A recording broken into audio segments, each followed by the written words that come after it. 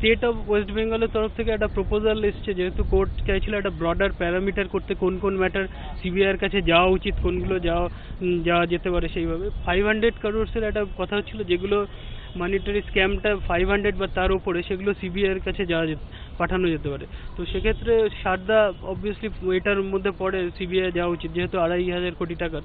কিন্তু ওয়েস্ট বেঙ্গল সেই জায়গাটাতে অপোজ করে বলে, খালি ওই মানিটারি অ্যামাউন্টে না দেখে বেটার এটা কতটা ইনভেস্টিগেশন হয়েছে সেটাই দেখা উচিত। এবং তাদের তরফ থেকে একটা আনইউজুয়াল প্রপোজালও আসে যে ওড়িশা যেহেতু সারদার যে কেসগুলো আছে সেগুলো সিবিআইকে ট্রান্সফার করা যেতে পারে, কিন্তু ওয়েস্ট বেঙ্গলে এগুলো সিটি কমপ্লিট করুক ইনভেস্টিগেশন। এখনো পর্যন্ত আসাম এবং ত্রিপুরা অলরেডি কনসেন্ট দিয়ে দিয়েছে সিবিআইতে।